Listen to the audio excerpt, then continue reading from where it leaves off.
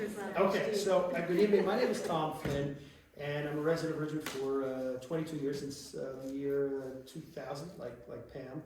I am an insurance agent with State Farm, which has nothing to do with tonight, but I just thought I'd throw that out there. And we have, the issue of zoning comes up, and we had some pretty big issues in terms of zoning in the last, I guess, 5-6 years in Ridgewood in terms of multifamily and whatnot. So it's an issue that does come up, it seems to come up in waves, but so we brought 3 professionals here tonight to discuss zoning related issues, and I'm going to start with a little quick bio for everyone here. One of our panelists tonight is Simone Sigonis. Did I say that correctly? Okay. She's in leadership in energy and environmental design accredited professional.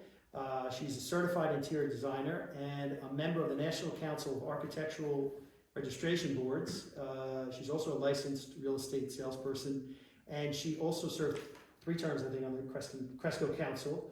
And she's also involved with the admissions department of MIT. Is that correct? Okay. Very cool. My next guest is panelist is Pam Schmiel. She's a licensed realtor and a top producing real estate agent on the Gubb team. Resident of Ridgewood since 2000. Her current niche is supporting older residents who are selling their homes and transitioning to long-term care, independent living. She previously spent years with Merrill Lynch on the mortgage trading desk and was director of marketing and PR at Bloomberg. And last but not least is William J. Martin, is an award-winning architect, professional planner focused on sustainable, high-performance, resilient, and energy-efficient design configurations using cultural vernacular expression. Mr. Martin has been on, Bill has been interviewed on CNBC, Fox News, MSNBC, and other news outlets. So, so anyway, I was going to throw out there the question of the issue. One of the issues that comes up is the issue of home rule. And I have a series of questions. I know we went over this briefly, but does someone want to just talk about that briefly, the idea of home rule? You looking at me? Well, yes. Well, you're talking about home rule and land use. Yes, that's what I'm talking about. Excuse me, yes. Home rule and land use starts at the state level. The state has all the power and all the authority. Governor and the legislature, through the Constitution. You want me to shout? Yeah. Okay. But that authority can be delegated to local municipalities. So it's delegated, and that's why we have mayors and councils for our municipalities. And through that process of delegation, we develop home rule. So we vote for our local officials. Our local officials get elected. They appoint zoning boards and planning boards that help to manage land use issues on a local level, where they are immediately aware of any issues that are arising so they can be addressed.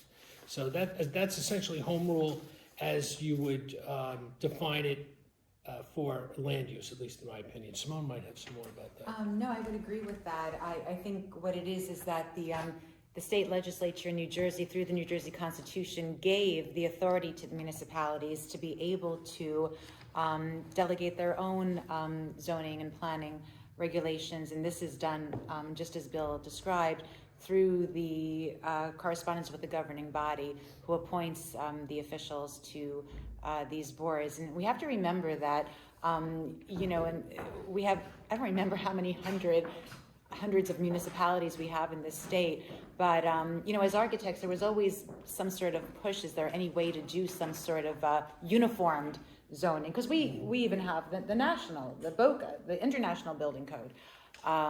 But it's always been very difficult because of this home rule. Everybody wants to have their own regulations based on their own context. And in a way, it's been working for us here in New Jersey. So I don't think we'll ever deviate from home rule, not in this state.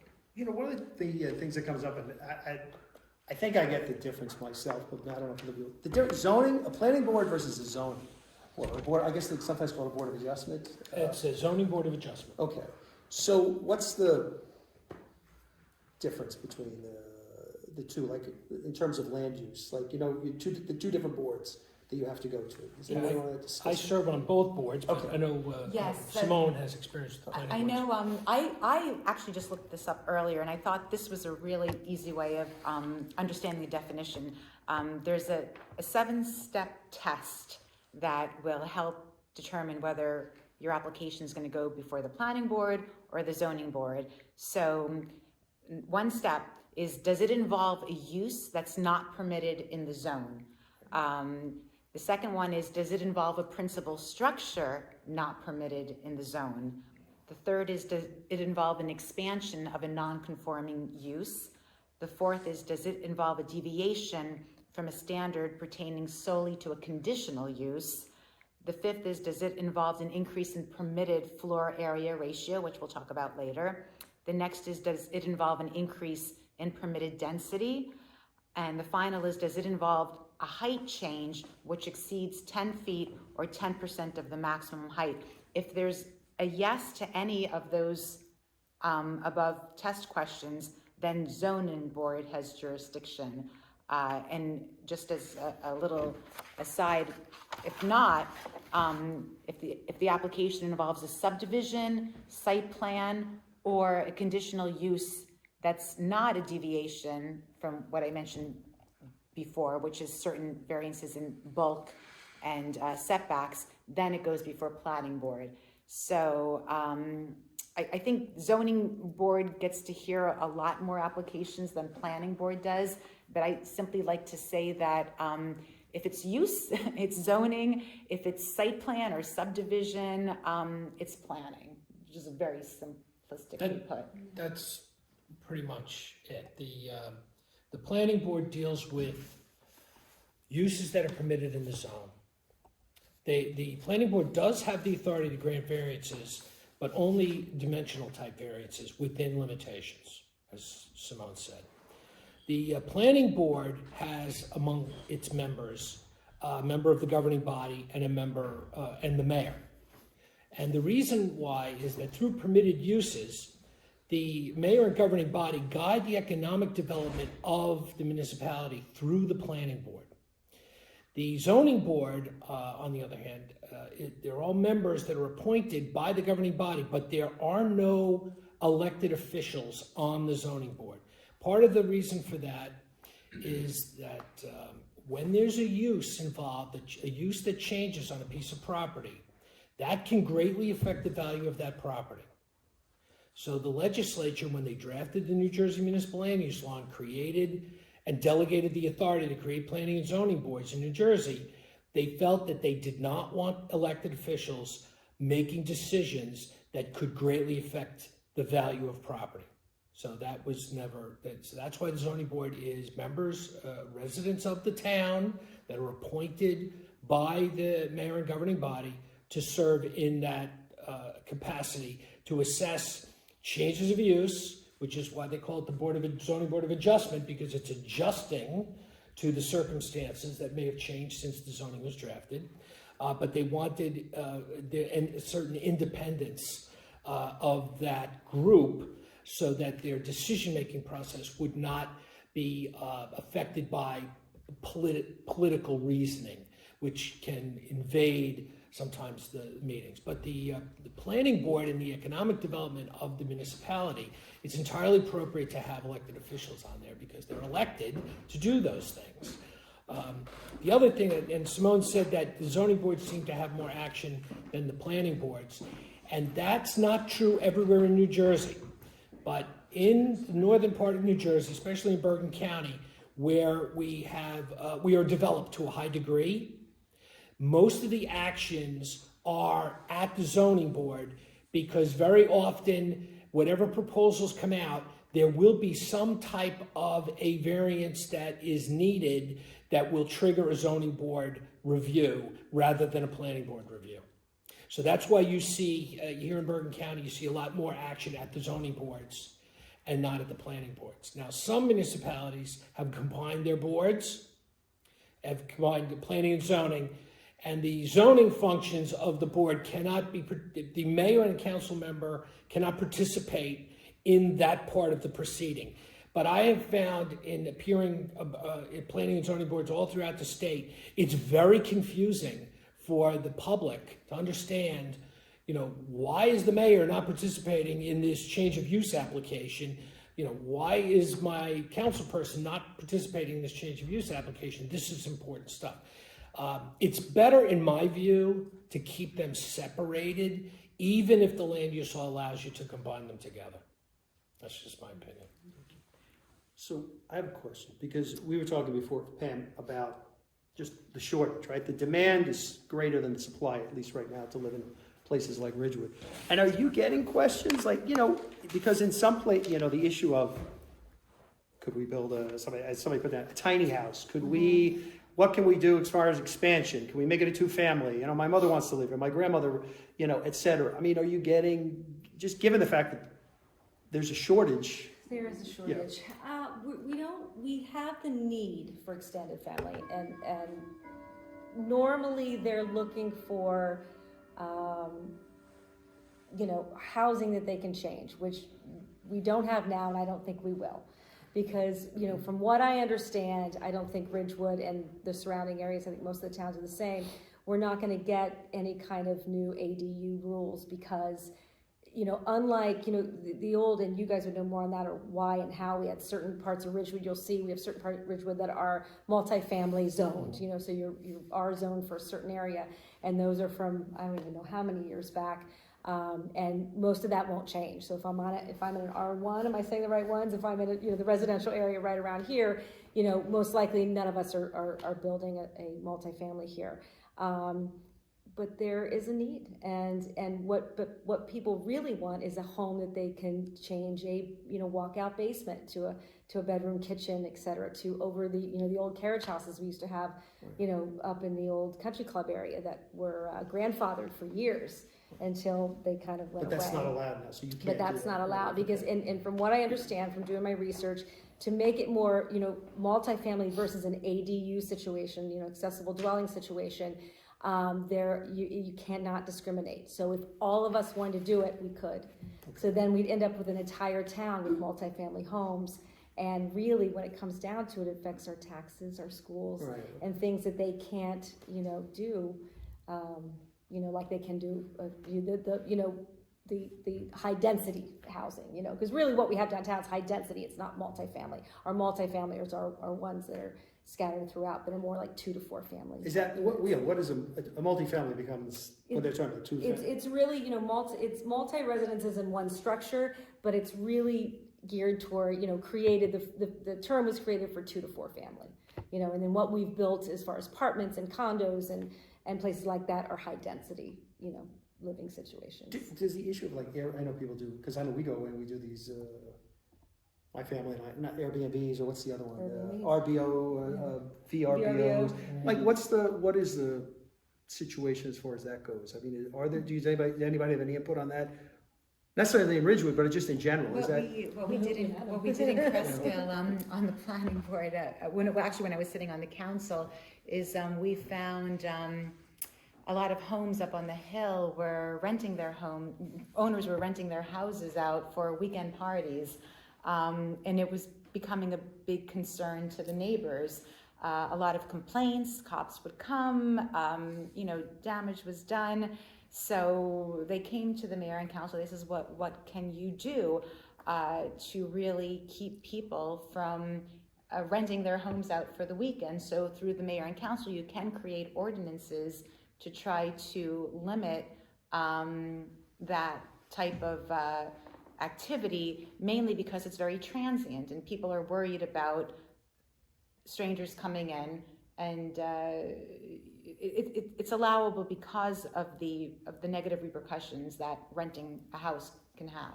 As far as Airbnb, I don't think anybody's ever really explored that in our town, but I know we've had the issues of just renting. So we passed an ordinance which if you are an owner, you cannot rent for less than 6 months to try to keep the that transiency at a minimum. When is this? There's another side to that too. I do understand why municipalities would want to do that. But my hope is that as these internet-based home rental entities evolve, they'll be able to control that party house kind of thing, because I see great benefits to especially seniors to be able to rent their home for a short-term purpose, maybe for a businessman who's visiting one of our corporate parks. Rather than going to a hotel, they might want to be there for a week or so. They want to live out of a hotel. They want to live in a house. And a senior could possibly, rent their house short term, be out for a week, and then come back. If you have family nearby, it gives them the possibility of having an additional income stream. So I know a lot of municipalities want to restrict that, but I just think that as the platform evolves, it could grow into a situation where there's more of a benefit to the community than a detriment. I totally agree. The only thing is it has to come with, I know because they do this in Greece and a lot, but it's very, very highly regulated. Each house is inspected. The house has to come with clean linens, clean this, clean that. It's I just can't imagine our fire departments and police departments and health departments and everybody's going to be involved in this. So it's going to be something that really, it's a wonderful idea, like you said, to help our community, but it's going to come with really strict regulations that need to be I guess it just depends on, because the way these services are set up, the person renting the facility and the person who owns the facility, they get to rate each other. So there's a kind of there's a self-correcting mechanism here. If someone rents a house and has a destructive party, they're going to be barred from ever renting on the platform again. So there's a self-regulating aspect to this that I don't think has fully evolved yet, but I can see it evolving to a point where it could truly be a benefit to the community as well as the homeowners, especially seniors who are looking for a little bit of additional income. So I'm trying to keep an open mind about that. I think that... I don't think ours is ever going to change, unfortunately. we got hit hard when they made the change here. Well, my concern is this, that, we have new innovative ideas, and that if government moves too quickly to kibosh those ideas and they don't get a chance to fully evolve, I think we're losing out on something. So I would caution that, not be so closed-minded, and not that you're closed-minded. I think generally speaking that government and the regulators that are looking at these things need to look at the benefits as well as the detriments. And if we can control the negative aspects of it, and some of that is self-policing from the platforms themselves, and have some reasonable regulation on it, I think that it could be very beneficial to communities, everyone. Right. I think the image that people probably get is, oh God, there's the renters and here come the beer cans into my backyard because my neighbor's renting it. Right. I think that's probably I completely understand that. But that's hey, Bill, your renters, tell them to leave the whiskey in your house, What's sad is it limits us just as, me renting to Stacy. Like for in the real estate world, we have so many of our, family and friends that are upgrading and doing work on their homes, and they just need to be out 2 months, 3 months. Right. And they can't, it's very hard to stay in Ridgewood because it's hard to find a really short-term rental at one of the apartment buildings or find someone that can rent, and they would like to just have, find a place that they can keep their kids in school, not worry about, driving, going to their moms and wherever and driving their kids back and forth. When does a house become, like, I know one of the questions that was a granny flat, but I mean, when I was a kid, where I grew up, a lot of people had the basement, they live in the basement. Like, I remember my grandmother and her sister, they would cook in the basement because nobody had air conditioning, right? They were born 1,000 years ago. So nobody had air conditioning. So they'd spend the summer in the basement pretty much, and they'd just go upstairs to sleep at night, right? And they'd have a kitchen and the TV. I'd sit there and I'd watch Popeye, in the basement. But when does that become a multifamily? Well, first let me clarify, Yeah. Okay? Under the New Jersey Municipal Land Use Law, 1 and 2 family houses are a separate category from 3 units or more. 3 units or more is a multifamily. Okay. 2 units is not considered a multifamily. And a single family is obviously a single family. Right, okay. But the big difference, and I think what you're getting at, is what is the difference between a one-family house and a two-family house? Right, what's the difference, because I'm using the basement myself. It has nothing to do with the people in the house. It has to do with the house itself. Okay. So there's a construct in real estate, and I've heard a lot of realtors use this term, a mother-daughter house. There is no such thing in municipal land use law. It's either a single-family house occupied by a multi-generational family, or it's a two-family house. But what determines that is the building itself. If there's a kitchen upstairs and a kitchen in the basement, and there's a separation between the basement unit and the upstairs unit, even if the people are related that use both, that's a two-family house. If you have a kitchen in the basement and you have a kitchen upstairs, and grandma is in the basement and she can walk up into the and visit with the family above, that's not a two-family house. That's a single family. I'm sorry, what was that last thing you just said? Would you repeat that again? If you have a kitchen in the basement Right. and grandma lives in the basement, and you have a family living on the first floor, and they're related to each other, and grandma can walk up the stairs and visit with the family without having to go outside, Right. that is not a two-family house. Okay, gotcha. Okay? So it's the building itself, The way it's structured. that the way that the unit is divided, that's what tells you whether it's a one-family house or a two-family house. And then, of course, if you have 3 divided units, you have a multifamily situation. Right, okay. And they're all regulated by zoning. But the idea of a mother-daughter being a two-family house, that's an incorrect interpretation of what that means. Okay. But from what I understand, if you had a home and you had the ability to put your mother downstairs, you cannot now build that kitchen down there. Like, we can no longer put a kitchen over our garage or put a kitchen down in the basement, even if we were doing it just for our family. Zoning regulations vary from municipality to municipality, but there's nothing in the building code that prevents you from doing that. It's not a building code issue. And I make the distinction between the building code, which is managed at the state level and is dictated to all the municipalities, it's uniform throughout the state, and the zoning codes, which are all individually crafted and individually enforced. So the zoning codes, and I deal in municipalities all over the state, very often the zoning they'll have restrictions on kitchens, they'll have restrictions on bathrooms even in the basement, or even in upper levels, or restrictions on how the building can be divided. That's a zoning restriction and not a building code restriction. The building code allows multi-generational families can live in large houses and they can have multiple kitchens, as long as they don't have a tenant division between the different living spaces. So right now, when in Ridgewood, I would assume, I guess the single-family home is still what most people aspire. But we have all these apartment buildings which went up recently, 3 or 4, I guess. And what's the status with those? Rented? No. They're rentals only. I know at the beginning of the discussion years and years ago, the boards at the time, the zoning boards or whoever was on there at the time, they were trying to, pursue them or try to get them to do like the 55 and over, because there has to be so many units that are a regular rental price range, and then so many units that have to be designated for either special needs, low income, and they kind of go together a little bit, and 55 and over.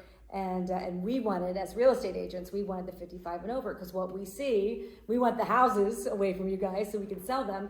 And but a lot of people want to stay in Ridgewood, and I like a community that has multi-generations, and because of our taxes, for one, we lose that a lot of times. You'll see a lot of times the graduation sign from RHS that says, "Congratulations, Susie," and then you see the for sale sign up the same exact year, because taxes are killing people. So we wanted that, and unfortunately all 4 units, I think the one that's the newest one at the end of Ridgewood Ave was the one who had initially thought that they would do it, but for the owners involved, it wasn't going to make them. They knew the market, and it wasn't going to give them the prices that they want in the end. Are they occupied?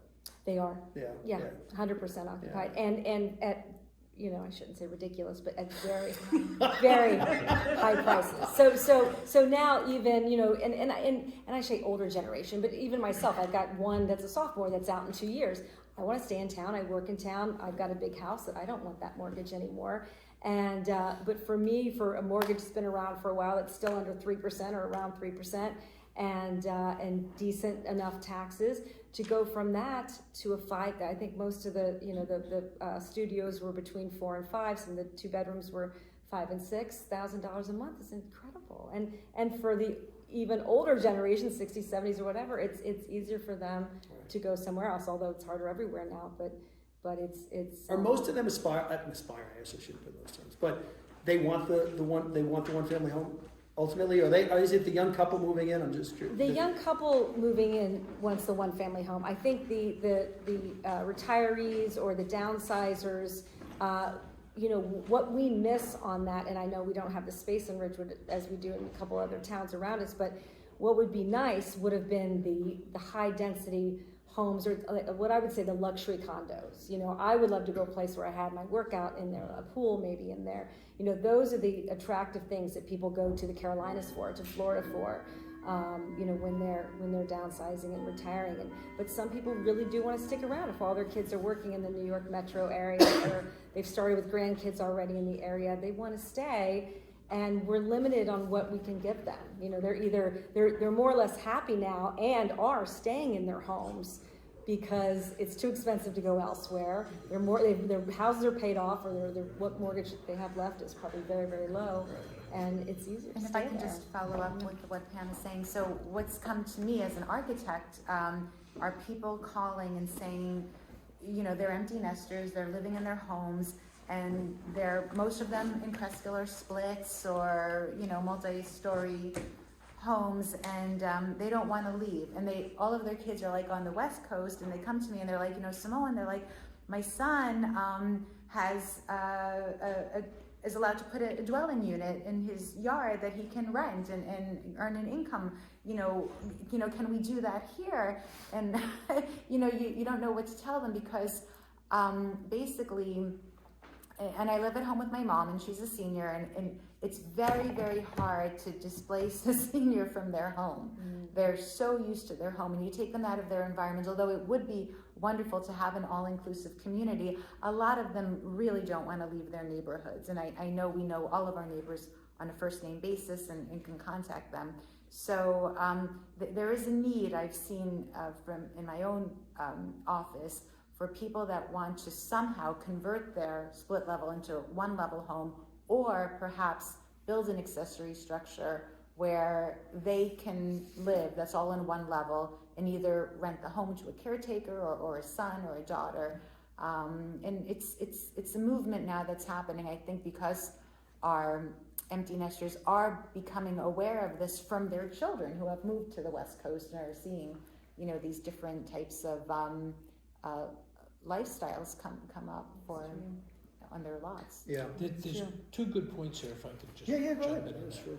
Pam made an excellent point, and I just want to highlight it, is that when you have a municipality that has affordability of housing at every income level, it allows for the children of successful people to live in the town, separate from mom and dad, and what it does, that leads to long-term stability of a community. That will lead you to, generations of families staying. There are communities in Bergen County where the children of the parents cannot afford to live in the town. They have to leave. They have no choice.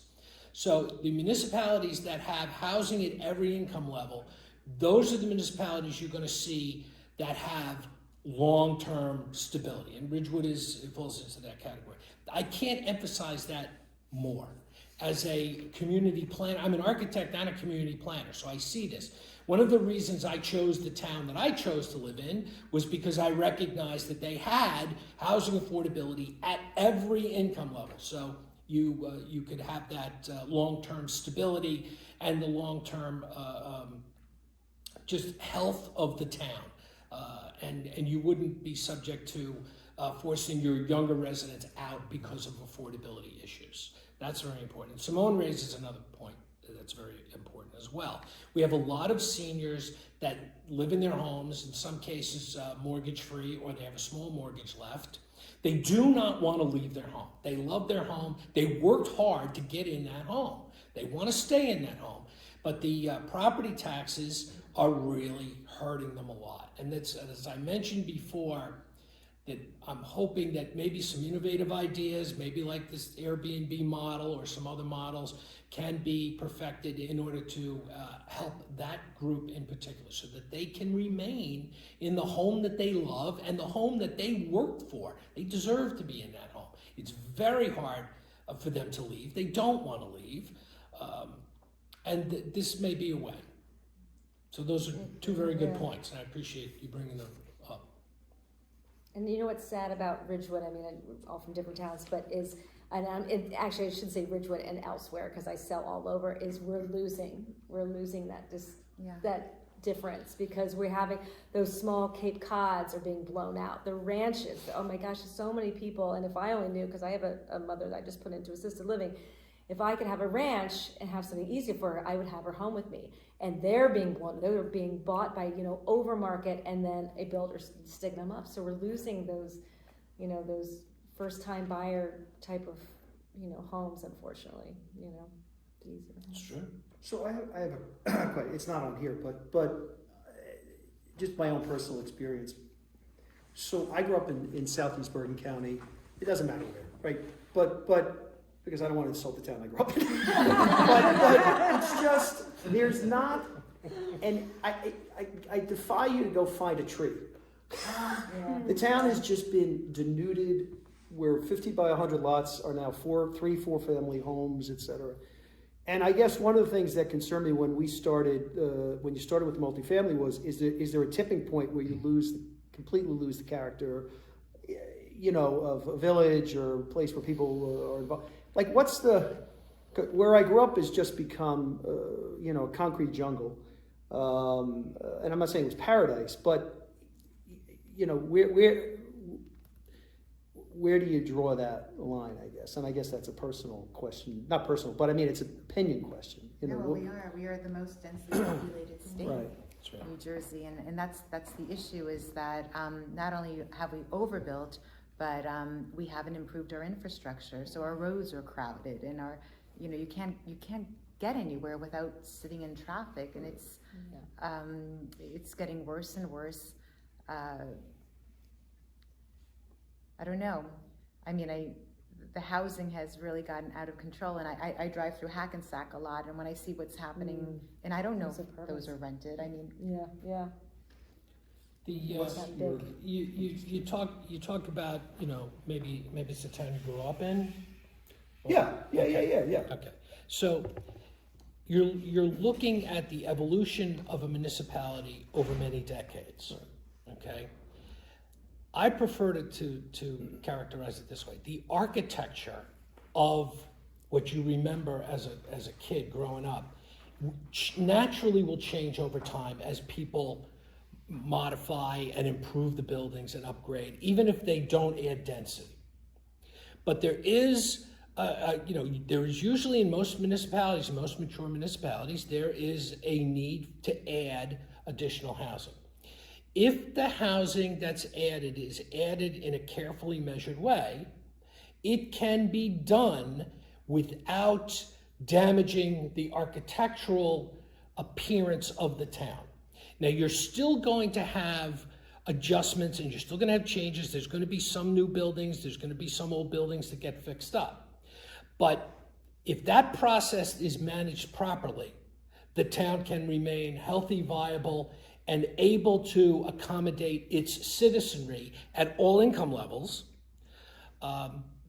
without too much difficulty. Now, here's the key. The key to that process is the planning board's charge of developing the master plan and modifying that master plan over time. The New Jersey Municipal Land Use Law gives the power to create the master plan to the planning board, and as I said before, the mayor and council person are on the planning board. They're guiding the economic development of the town. This is part of that process, is guiding the economic development. If the master plan is drafted with an eye towards what I would call reasonable redevelopment and reasonable growth, the architecture of the municipality can be retained even as things change.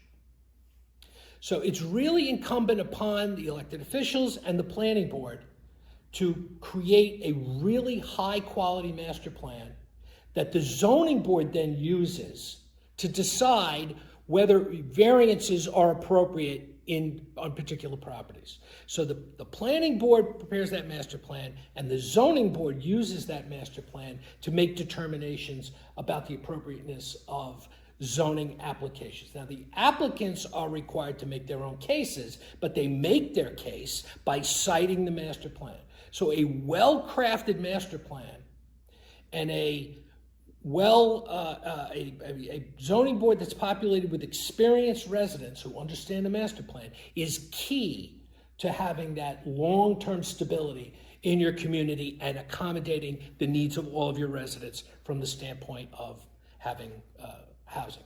And I feel like some of our things that have gone through zoning, not that they make comments regarding the architectural part of it, but there is, They'll question it, yes, even though they're yes, not supposed to. yes, I've seen that before. Yeah.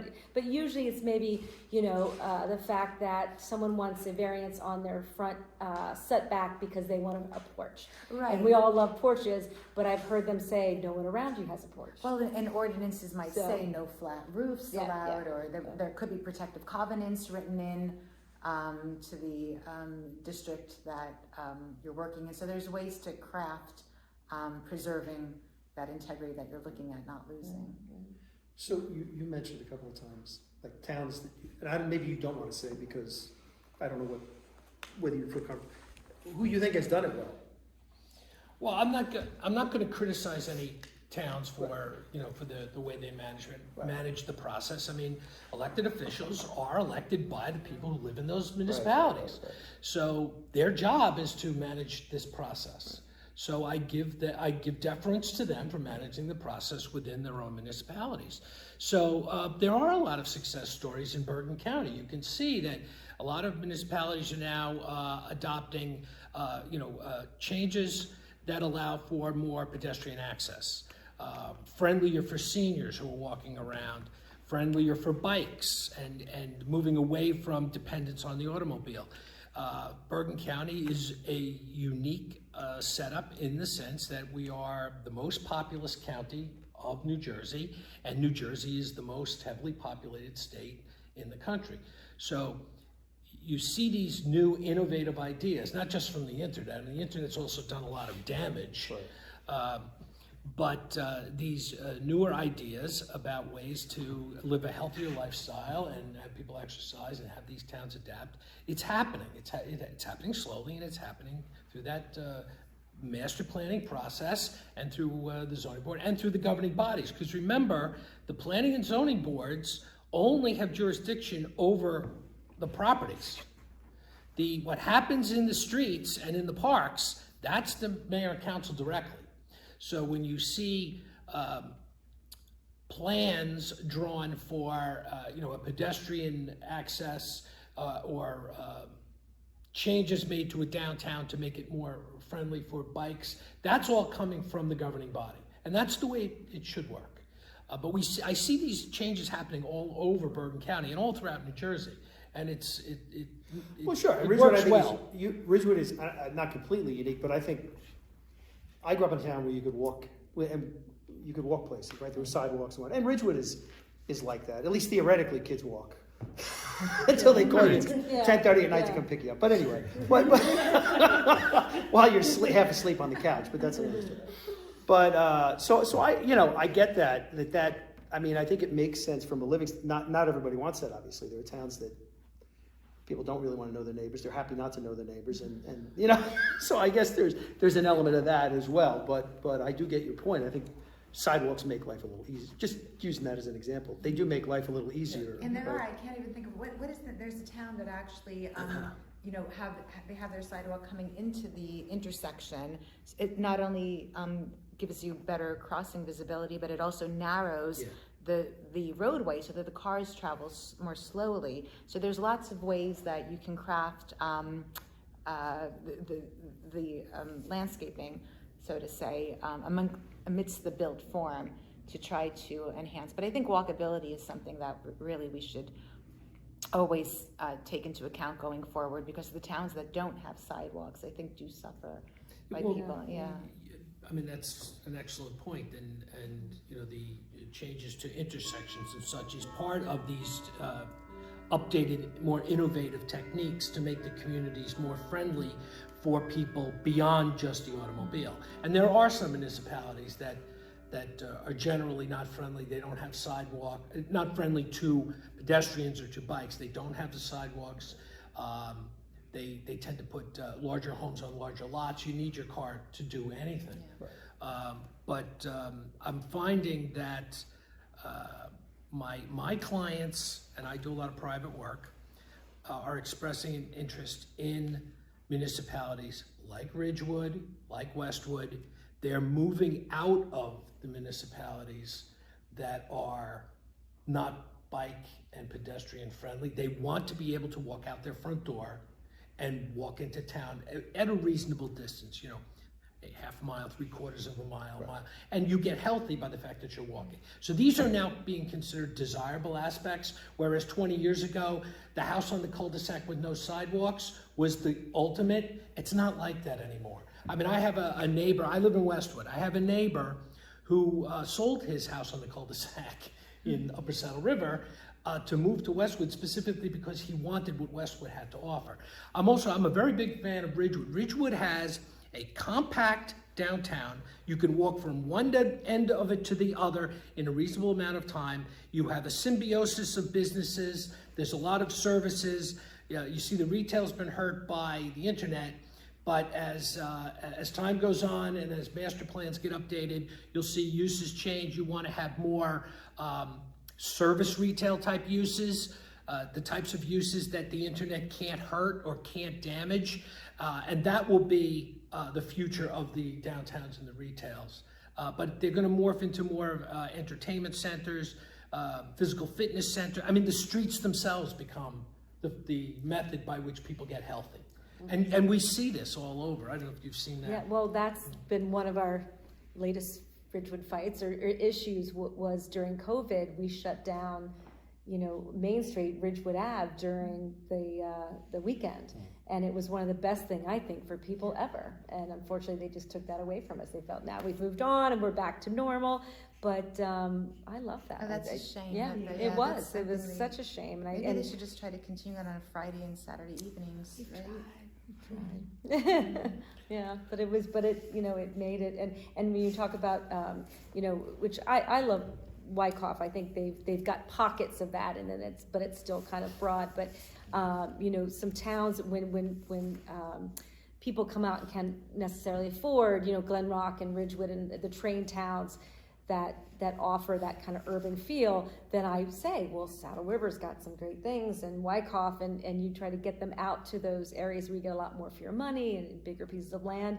And, you know, some will and some love it, but then everyone else pretty much wants, you know, they'll pay more to be in a town with the walkability and the train and the restaurants and all the good things. Yeah, if your house is within half a mile of mass transit, such as the train line, and Ridgewood has a very beautiful active train station, that's going to be where you're going to want to be, because you can get anywhere without a car within a reasonable period of time. Plus you can walk around town. So you want to be close to the transit hubs and the rail lines. And Bergen County has a mature set of transit hubs. You have the Northern Valley has a railroad, although there's no commuting on that.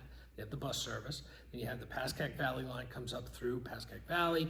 Ridgewood has the train running in both directions. And there is mass transit that I think still needs to be improved some, but it gets better and better. And I think some towns suffer by what other towns decide to do, like the Hudson-Bergen Rail, which has not come to Bergen yet.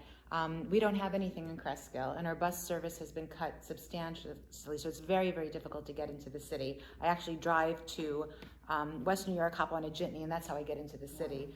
So what had happened with the Bergen Light Rail is that it's supposed to be in the works. It was talked about and now has not been talked about, but then it was decided that it would stop in Englewood at Englewood Hospital. And then, what about Tenafly decided that they didn't want it, and we're like, well, Cresskill wants it. So, one town, it's really, It's true. it's so, we might have to do A that. tunnel. But, like the big. but, dam in and then Boston. there was there's the big movement with the, what do they call it, the Greenway. So, okay, well, we're not gonna get the Bergen Light Rail, so we'll make it a Greenway. But I personally think the Greenway is discriminating because who can use the Greenway? Bicyclists and active people. I think the seniors want that light rail so that they can move around. So there's got to be both. There's got to be not just a rails to trails, there's got to be a rails with trails. There's got to be more of a, kind of like what we're talking about, an open-mindedness to allow for this whole topic of the conversation tonight, which is this multi-generational way to kind of age in place, in your property, and try to keep people in our communities where they feel most comfortable. So, would it be okay if some people ask Sure. questions? Anybody question or input? Yes, sir. Could you just address the elephant in the room with the burdensome regulations coming from the state of New Jersey concerning affordable housing, and how if you're trying to do planning in town and suddenly you're faced with these thousands of affordable housing and you're trying to make it work and find that balance, how do you do that? How do you do that? Yes. If you figure it out, let me know. Yeah. I will say this, that I do feel that as a society, as a state of New Jersey, that we do have an obligation to provide for people at every income level, okay? And that's really tough to do in a state where we have some of the highest property values and some of the highest taxes. So it doesn't surprise me that the politicians in Trenton, who are elected from this area also, are talking about regulations. Now, they've kicked it now over to the courts, and the courts are now evaluating the obligations. There needs to be a reasonable balance between the obligations of the municipalities and the need. And I think the state is still working through that. I think this is something that the whole state is grappling with. We here in Bergen County, probably more so, because we're the most populous county. We have the most people, and New Jersey being the most densely populated state. These issues are going to arise and become more acute in our county. So I think there's a ways to go yet. I don't know that the path forward is clear, but I do think that we have an obligation to try and accommodate affordability into all of our municipalities in a reasonable and a balanced fashion. Well, reasonable is, and I'm a little bit more negative on this issue because I think the whole doctrine has been misconstrued through Trenton, through the legislators. And I've dealt with this in Cresskill, meeting our fair share housing requirement, which we have done. However, people that were mandating it never even had been to Cresskill. And they were telling us, dictating to us how many units we needed and where to put it, which would have been up on the hill, far away from everything, no public transportation, no means of walking. So I think and flooding the courts with this is, I think we need to go back to some sort of an agency that could help us with it, like you said, to meet our requirement, but it has to come from the local municipality. I've been fighting for this.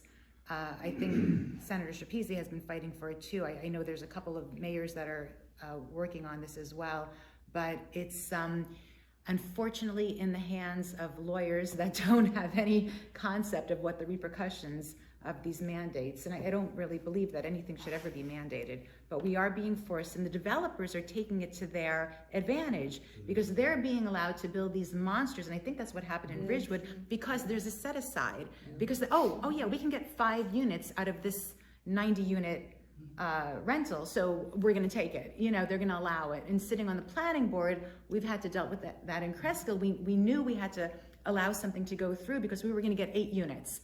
of apartments. So, okay, well, we need to satisfy this, because you get into trouble by people that have absolutely no clue what it's like to live in our communities. And that's the part that's so bothersome about the Mount Laurel, what was supposed to have been a good doctrine. It's just been totally taken out of control. I would agree with that. I live in Saddle River, and we have to build 210 low-income houses in our town. We don't have sidewalks. There's no public transportation in our town. How are these families going to get around? Every student in our school is driven to school by their parent. How are these kids going to get to school? And the development that they're letting them build has no sidewalks. So it's a danger to these kids. I'm an orthopedic surgeon. I know what happens when you get hit by a car. There's absolutely no thought process going into this. They're just telling you have to do it, and they don't care how you do it, but they're telling you to do it. And I am also on our planning board, so I'm very involved in this. And telling you which areas, or is it? Well, unfortunately, we have an intervener that came into our town. So now our 210 has turned into like 260 because he gets to build regular units as well. They find the vacant land.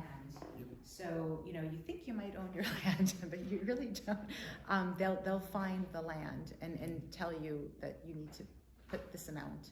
That's why when you made a comment that the states give you the regulation, whenever you said something about the states give you the home rule situation at the beginning of your discussion, but it's really not the truth.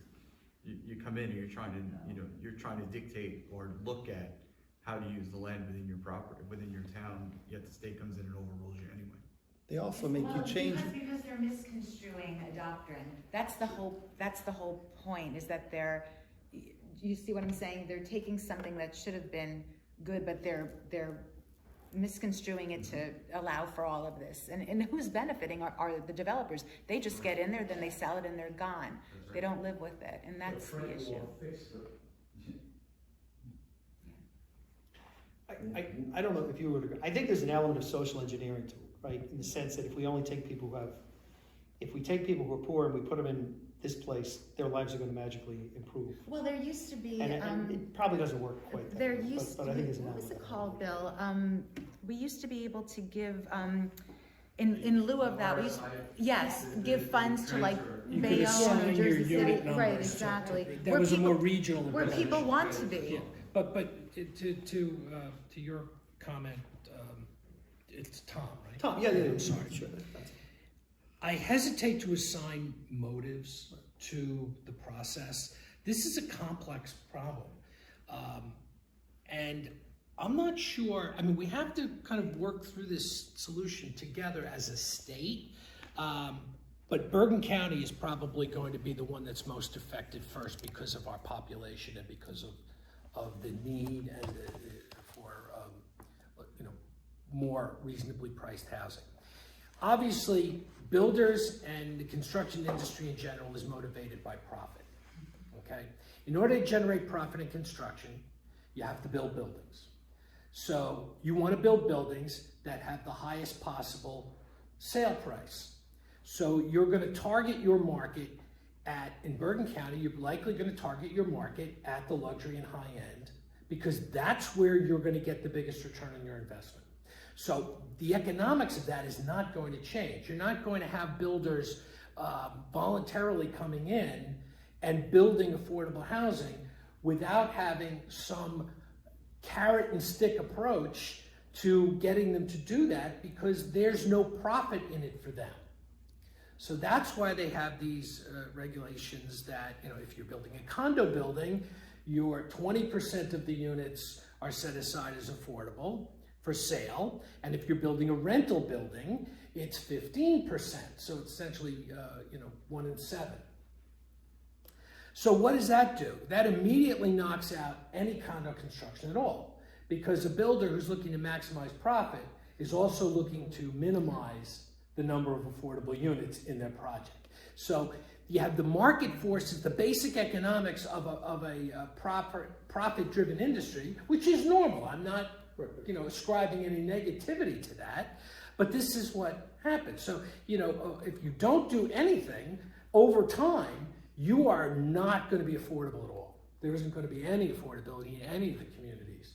So, there needs to be a balance. There needs to be a regulatory balance. And I don't think all of it should be dictated directly from Trenton. I do think that there should be local home rule involvement, but it can't just be home rule and it can't just be Trenton. There's got to be some kind of a balance. Now, right now the courts are dealing with it, and they are trying to strike a balance, but nobody's happy. The affordable housing advocates are not happy with the courts, and the local municipalities are not happy with the courts. And that's why I said to you before, if you figure it out, let me know, because it's a very complex problem. And the same thing is happening with the idea of sustainable design and what do we do about the climate change, however you feel about it. Because the construction industry is so initial cost focused, they're trying to build as profitable a building as they can for the least amount of money. So that drives you to code minimum requirements when you build. And I'm saying this as a construction official, building inspector, as well as an architect and a planner. So there has to be some type of a regulatory carrot and stick type of approach. Now, do we have it figured out yet? I'm not sure that as a society we have it all figured out yet, but we're getting a little closer, and it's getting closer as time goes on. In the meantime, I don't think anybody's going to be happy. The affordable housing advocates are going to feel that there's not enough, and the municipalities are going to feel that the burden is too great. By the way, I'm not ever leaving New Jersey. I love New Jersey. I love Bergen County. I grew up in Closter. We have incredible history here. I think that's why we're so passionate about this issue, because we want to stay. Yeah. I love the beach. I love everything about New Jersey. I'm hoping, and I'm optimistic actually, that there will be a solution that may not satisfy everyone, but will address the problem in a reasonable and a balanced manner. Doesn't the regulatory scheme that encourages affordable housing run contrary to the goal you talked about before of trying to help seniors stay in their homes and keep property taxes low? If you got a lot more kids in the school system, that's driving property taxes, isn't it? You're right, and this is why I said it's such a complex problem. So in order to address all of those aspects, there needs to be a balanced and reasonable approach so that you're not hurting seniors and you're not driving up taxes in the towns in order to accommodate what you need to accommodate in order to serve the needs of all levels of society. Isn't the market the best mechanism for determining what that balance is? The problem with that is that land is a finite resource. If we could manufacture land, I would agree with you 100%. But because land is a finite resource and a lot of real estate pricing is demand driven, it's not inventory driven, it's demand driven. If we lived in Ohio, you could just plow down a cornfield and build another subdivision. You could create more inventory because there's land to do so. We can't do that here. So it's not going to be a market-only solution. It has to be a balance between regulatory and market forces, and that balance may be different in different municipalities within the same county, and that balance will be different in between the counties throughout the state of New Jersey. So that, in general, everyone is working towards a balance, but the balance to me is not yet clear. But thank you for that question, because that's the big issue here. It's about land being a finite resource, and the market forces alone can't handle this, in my opinion. Not here, maybe in Iowa. Well, that's what I'm saying. Yeah. We're talking about Bergen County. Right. That's We're what I'm talking saying. about Right. Ridgewood. That's what you say. Here it's right. Yeah, I'm from Glen Rock, and we have a very exciting project going on now, arguably the largest project that's going to happen in the history of Glen Rock. You mentioned before about the differences between planning board and zoning board, and why it's good not to have government members on the zoning board, and you do have some government members on the Planning. On the planning board, no government members on the zoning board. So one of the, I'm part of a group that's really like challenging and with the mayor and council and the planning board, because this has gone to the planning board. Now, there's an overlay for residential on what's there now. And when there's a change of use, that should go into a zoning board, right? If there's a change. Not a change of use, but if the use is not permitted in the zone. Okay, Now, if you have an overlay zone, that use may not be permitted in the zone. okay. And part of the reason why overlay zones are used is so that the applications will be directed to the planning board, because what's happening is the governing body, by use of overlay zones, is guiding the economic development of the future of the municipality. So that's entirely appropriate. And that's what they did. They did it in Cresskill too. They took a lot of the commercial industrial areas and made them overlay zones to allow for future housing because of what our Yeah. obligations were. Yeah, I just want to talk about this for a minute because I was also a member of the planning board in Glen Rock for a long time and worked on co-authored master plans. So you understand how important that process is? Yes, and we have an opportunity, and I think the planning board has an obligation to not just plan for what's happening today. And I've had this argument with the mayor, I've talked to her with her several times, that you should be planning for 2050 Glen Rock and 2075 Glen Rock. And our group is. Remember, this is an open public process. The planning process in the community is open. You can attend the meetings. You know this because you were on the planning board. You have local knowledge that's very valuable. I'm assuming that you're attending the meetings and expressing your opinion and giving these ideas. Yes, we're doing our best. We're still in Zoom in Glen Rock. Okay. All right, but regardless of the format of the meetings, I would encourage you to go back to the master plan that you helped create. Refamiliarize yourself with it, because the master plan is supposed to be a forward-looking document. There should be language in there that talks about the future of Glen Rock. And you need to point out those features in the master plan to the planning board as they are reviewing this application. You also should be pointing it out to your governing body. Remind them that the master plan that was created by your planning board is there as a resource for them as well. And like I said before, I don't like to ascribe motivations of any kind. Everybody's trying to do as best that they can within the framework of the law in the most populous county in the state, in the most densely populated state in the country.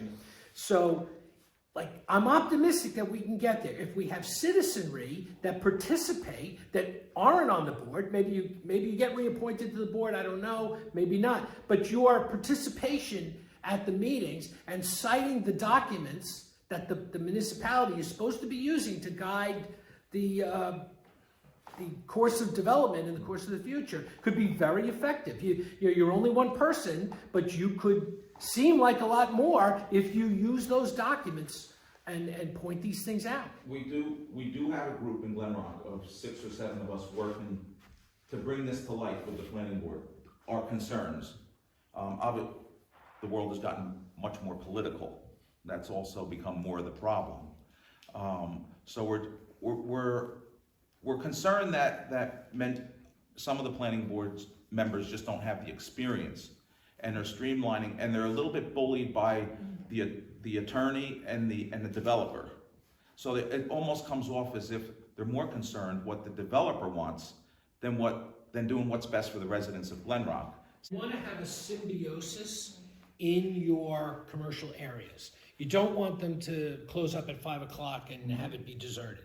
So having a certain amount of reasonably conceived, balanced in terms of cost, housing in your downtown area is, in my opinion, extremely important for the long-term stability, for the future of the municipality. I'm also a huge fan of Glen Rock because I love the fact that you have the 2 rail lines, and that is my favorite rock. The rock at Weirmus and the rock at Glen Rock, that is just the most amazing thing. You know what? There's something romantic about it. 2 sets of tracks, and you hear the freight train come down, There's nothing romantic about it when you have to get across town and pick up Yes, your kid. yes, No. exactly. You're right.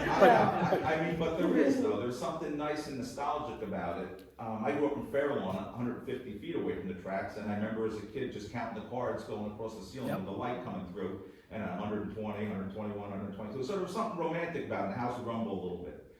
But I just see like this as, and you can't do something like this immediately, because people wouldn't be able to comprehend it, they wouldn't want, they think that's crazy, that's why You it's need not. reasonable redevelopment and a balanced approach over a time frame. Exactly, and Bill, I think that's why this has to be looked at as a 50-year plan. That's why you have to look at planning for today, 25 years out, and 50 years out, because people aren't gonna digest it all in one, it has to be in steps. You're right, but it's hard to do that because society changes dramatically over that time period. I mean, look, 50 years ago, everything was automobile focused. Yes. Every developer wanted a new subdivision in Bergen County with no sidewalks. They wanted everything automobile focused, and the entirety of society was focused on that. Now we're moving away from that. So you're looking at a 50-year period. But you see a dramatic change. You see a dramatic change in younger people. You know, they refer to them generally as millennials. A lot of them have no interest in home ownership. A lot of them have no interest in buying vehicles. And you know, you're going to see a dramatic change. You see the Lyft and Uber services coming into play. That's going to start to affect land use because it's going to start to distort some of the parking calculations that are built into the zoning. You're also going to see autonomous vehicles because a lot of these millennials don't have driver's licenses. So it's not just going to be Uber and Lyft. There's going to be vehicles available for them to call on through their phones that don't have drivers in them. And this will ultimately, I believe, reduce traffic eventually. In the meantime, it's going to increase traffic a bit, but there's a lot of moving parts here. And I think everybody's got the right idea for different reasons, and there needs to be balance, and there needs to be a reasonable approach, and we're getting there. It's just going to take time. But what you're saying is very true, because the technology is always changing. Maybe in 50 years, Glen Rock won't be so romantic. Both sets of tracks will be gone. No, listen, We'll be hybrid, whatever. Yeah, hovercraft. I can really Hovercrafting. relate to what you said about the railroad because I grew up in Closter, about a half mile away from the freight line that runs along the Ordell Reservoir. And I remember very clearly being 7 or 8 years old in the summers when we had the windows open because we didn't have air conditioning. And at 5 a.m., you know, you roll over in your sleep as a kid, and I could hear the freight train a half mile away, clickety-clack, clickety-clack, clickety-clack. And even now in my mind, I remember that like it was yesterday. And there's so many beautiful experiences about Bergen County and living here and having your children be able to continue to live here. That, you know, these are problems that I think are solvable. It's going to take some time. Yeah, it's just important to lay the right foundation. You know, you want to get the right foundation down. Thank you. The man in blue. So I have a question for you, which will change the subject a little bit about how do you see assisted living residences, nursing homes, or other things coming into communities? I'm from Mahwah, I'm on the zoning board, which is not in our zone plan, so everything appears in front of the zoning board for our use. And it's become an issue, as I understand, across most of the towns in Bergen County. I know if you don't approve it, you're getting sued. And how are those demographics, how are those things changing? And then in some cases, the residential credits can be used if you have assisted living for affordable housing. So what are your thoughts on those things? How are they affecting what you're seeing as future planning and other type of things in each of these towns? I think actually, I know planning boards and zoning boards, and I think we talked about this briefly. We have to make sure the right people get appointed to these boards because you have to be able to say no. And I think that's the detriment that's happening a lot that I see. People are afraid to say no because they're afraid we're going to get sued. The planning board's going to get sued. We're going to, and so be it. But we really need to get the right people on these boards, and I think that would be half the battle. You can't be afraid to speak up and vote no for an application that you know is going to be detrimental to the community. And unfortunately, you know, there's always talk saying, oh, you know, we got to get this through because we got to, so it's going to be a struggle. And do you feel that assisted living is detrimental to community? Is that what made you? I think it Ask that depends on question. where you put it. If Yeah, you yeah. Depending on where you came put it, to yeah. downtown Ridgewood and said, I want to be right near the train line in Glen Rock, and I'm gonna take that and put a 4-story building in, and I don't care if you like it, but this is how many units we're gonna have, and I have this assisted living that's gonna be for 50 and up, a very active community, but I still want people to be able to go to work and come home and blah, blah, blah, blah, blah. Right. You get into a whole other kind of genre of discussion in battle on housing. And I think it depends on where you put it, why you want it in that certain location. But in some cases, these firms are coming in right in the middle of a residential area where there happens to be bordering, commercial or overlap and putting it in, and whether you like it or not, it's going in. And I think that you do have to have very intelligent people on the board. I've been on 2 different towns, 2 different zoning boards over the years, and I'm not afraid to challenge, and I'm not afraid to say no. And there's usually always compromise, but at the same time, you do have to be able to say no, and you have to have a good town planning and good town engineer and be able to raise those questions. But how do you see that affecting other towns? You need, They're trying to put it in places where they should be put. well, if you're gonna say no, you need to have solid reasoning Yeah, you have to behind back it. up everything. And you're gonna get that solid reasoning in your master plan. So my advice to you is to seek an update, or re-examination of the master plan to address the changing development conditions, because there's a need in the community. That's exactly what we did. There's a need, okay. And we threw it back out of the most recent applicant took it out of the zoning after about a year of hearings, very complicated application, and went back to the mayor and council. Because the real issue is the actual use of the site could be built just the way they wanted to without assisted living. And they could put apartments in it, and the density, and they could do a number of things. When I raised questions and others raised questions, said, but if a nursing home or assisted living was in our zone plan, you wouldn't be in front of us. That's correct. Lawyer figured it out, went back and made a compromise with the mayor and council, going back, re-examining the zone plan. We have the ability to go do that. A lot of other towns don't, so I was just kind of curious about, is there an effect? I know it happened in Franklin Lakes, I know it happened in Montvale, where they've been challenged. But you know, you have the Seeker test, and if it's good for the public, the benefit of the public, you do have to make sure your negative criteria is far going to outweigh any of that beneficial. That's very, very hard to do. Right, but if And you have most judges will not approve. if you have a well-crafted master plan, Exactly. you have the best chance of getting a reasonable and balanced result. And then the master plan, we were smart, we put it into locations or get approval for locations where if you go up to the Sheraton, there's open land up in there. Plenty of land there, putting it right in the middle of the downtown, where it's right across from where the old post office used to be on Franklin Turnpike. It's a very small, dense, and you're trying to make it very dense. It's not a good location. It's gonna go there, but the point being is putting it in the master plan is exactly the point. You've got to put it where you want it, then you can deny the use because you've allowed for it elsewhere. We were in the difficult position because it wasn't approved in the master plan. So it's not in the master plan, therefore anybody can put whatever they want, wherever they want, and challenge you. And that's very difficult, it's that fine line between Saturday night and Sunday morning. This is why I advocate for municipalities to update their master plans often. Yep. It used to be required every 6 years. The legislature extended that to 10 years. 10 years is a lifetime. I advised, I live in Westwood. I have, as a member of the planning board, been advocating for updating of the master plan on a regular basis every 3 years to 5 years. Now, it's not an inexpensive process, but if you do it right, you won't get sued. But I think the point is, it's gotta be iterative. Every 3 to 5 years, if not, it still has to be under interpretation, to your point. If if you're not interpreting from the next 3 to 5, next 3 to 5, next 3 to 10.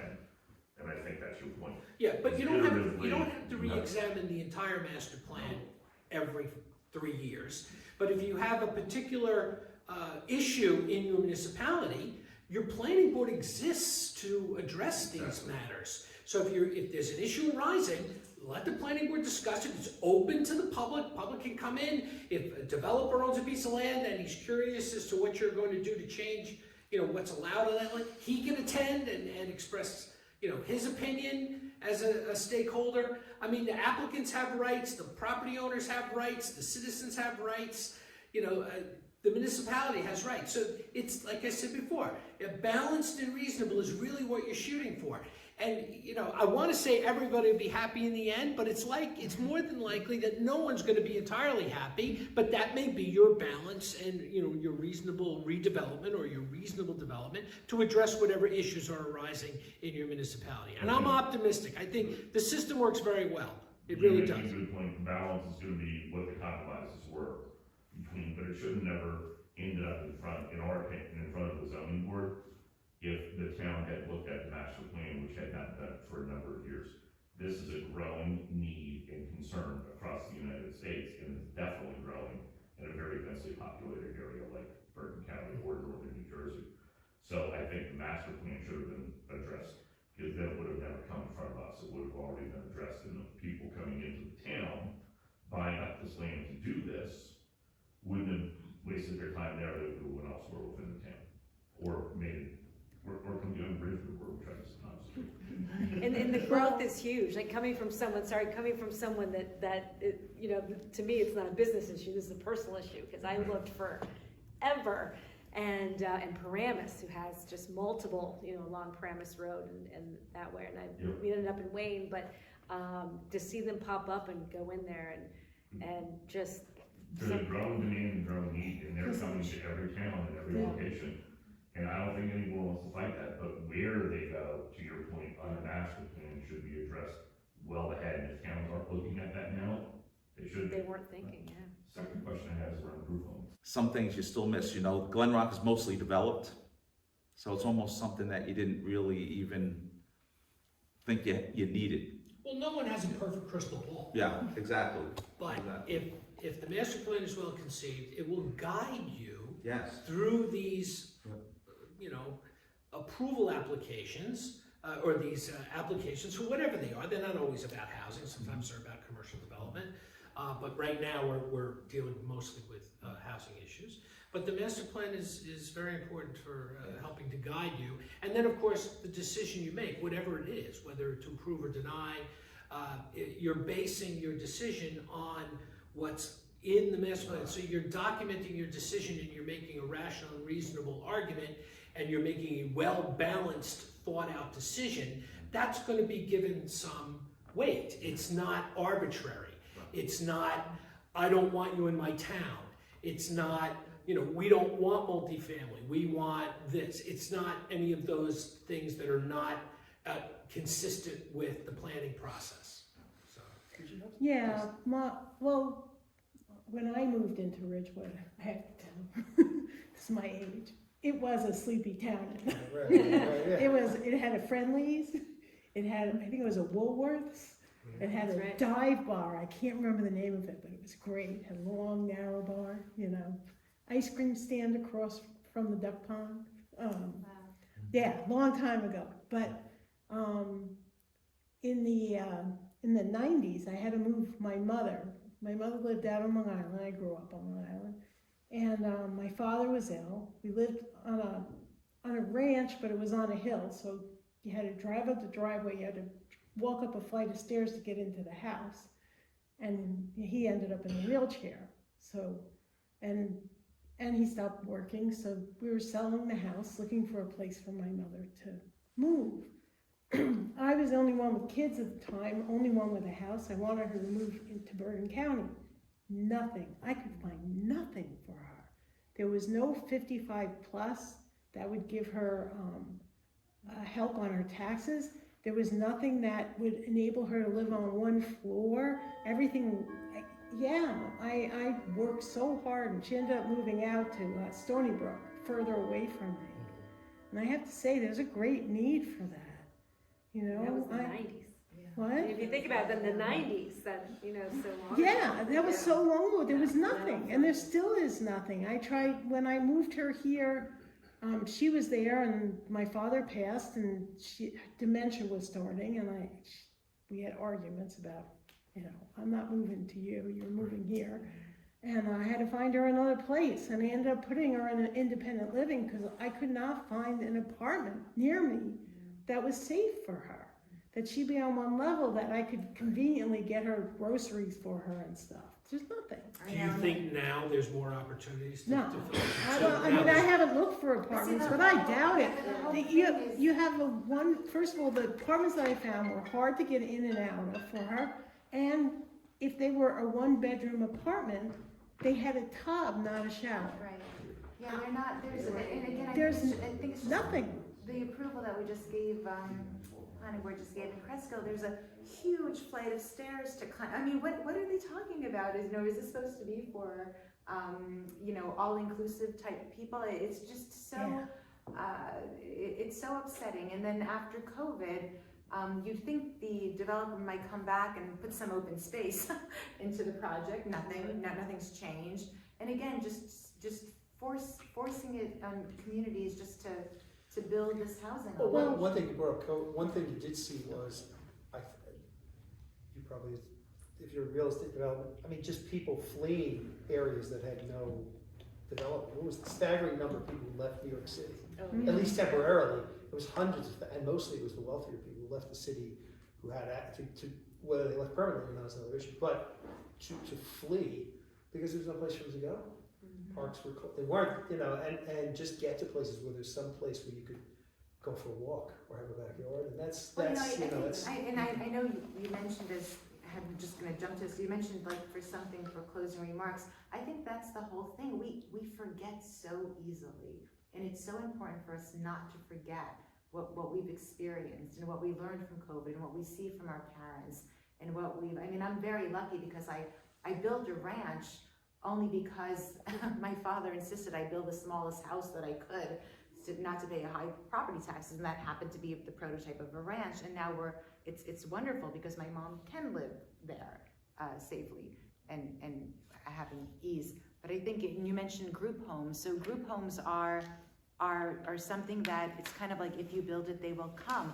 We built one in Cresco. I never realized how many young adults in my own hometown have developmental disabilities that their parents came to us. They said, if something happens to us, who's going to take care of my son? These are not kids. These are people that are in their 30s and 40s and 50s.